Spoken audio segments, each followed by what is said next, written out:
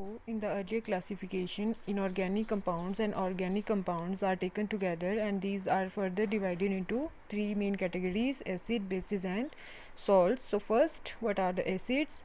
Acids are substances which have sour taste and turn blue litmus solution into red. Clear? जो blue litmus solution है उसको किस में convert करेंगे, वो रेड में कन्वर्ट करेंगे. Next are bases. Bases are substances which have bitter taste and turn red litmus to blue. जो रेड लिटमस है उसको किस में, सॉल्यूशन को किस में कन्वर्ट करेंगे, वो ब्लू लिटमस में कन्वर्ट करेंगे. And third type of compounds are salts. These are the salts are formed when acids and bases reacts. Means acids और बेसिस जब रिएक्ट कर रहे हैं both with one another, then salts are formed. Salts can be defined as the chemical substances that are formed as a result of neutralization of acid by base. I think you have already studied in your earlier classes about the neutralization. Neutralization में क्या होता है, एक acid और base react होते हैं और salt और वाटर बनाते हैं. मीन्स वो ना, वो जो नेक्स्ट जो सॉल्ट बनेगा ना उसका नेचर एसिडिक होगा ना उसका नेचर बेसिक होगा. जो एसिड बेस करेक्टर है वो क्या हो गया, वहाँ पे न्यूट्रलाइज हो गया. Clear? So these are the three main categories which are divided. So salts having taste similar to that of common salt are called salty. Clear? वो कैसे होंगे, वो salty. बट हम क्या नहीं कर सकते हैं, हम लैब में जाके सारे के सारे सॉल्ट्स को टेस्ट नहीं कर सकते हैं. However, some salts have very unpleasant taste and even may be poisonous. क्या हो सकते हैं, वो पॉइजनस हो सकते हैं. Hence it is very dangerous to taste any chemical substance. You are therefore advised never to taste any chemical substance.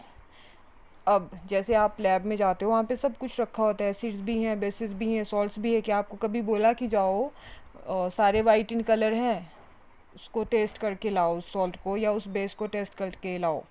Clear? तो उसके लिए जो नेक्स्ट है, उसके लिए क्या करते हैं हम, उसके लिए हमने इंडिकेटर्स रखे होते हैं. Clear? Test to distinguish between acids and bases. उन सब्सटेंसेस के लिए क्या होते हैं, वहाँ पे इंडिकेटर्स होते हैं.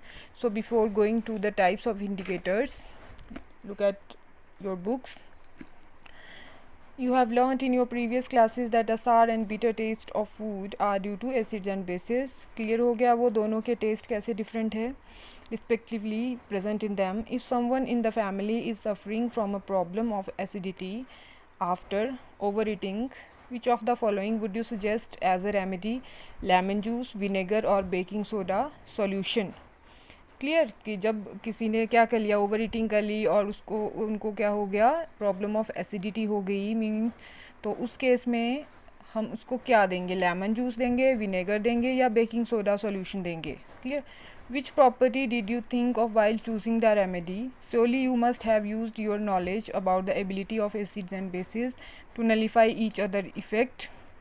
Recall how we tested sour and bitter substances without tasting them. तो यहाँ पे जो इंडिकेटर्स हैं, ठीक है, उसके बारे में पूछ रहे हैं वो, कि हमने कैसे उसमें इंडिकेटर की हेल्प से पता किया कि कौन एसिड है कौन बेस है.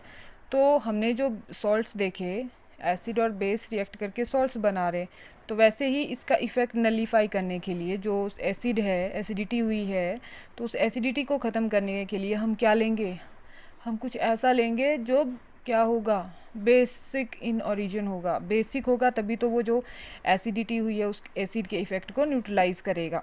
क्लियर? तो ना हम वहाँ पे विनेगर लेंगे ना हम लेमन जूस लेंगे.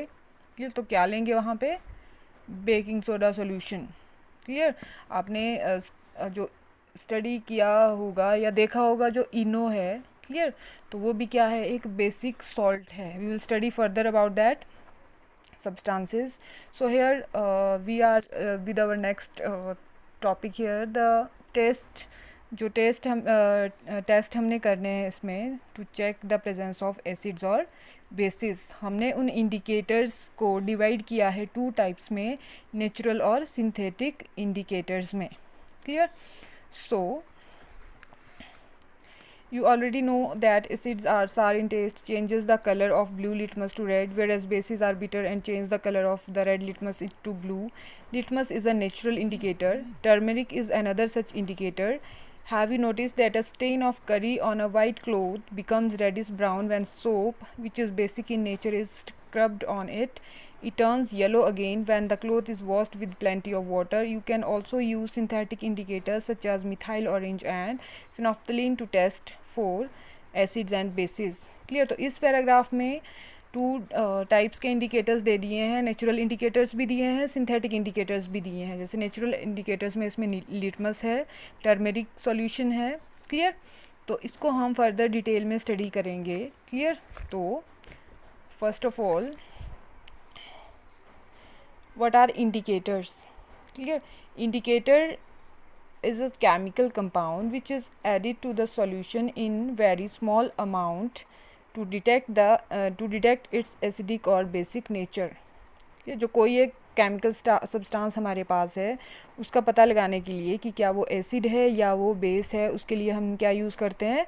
इंडिकेटर्स को यूज़ करते हैं. सो इंडिकेटर की डेफिनेशन याद रखना है कि क्या है वो, क्या इंडिकेट करता है वो कि वो सब्सटेंस एसिड है या वो बेस है.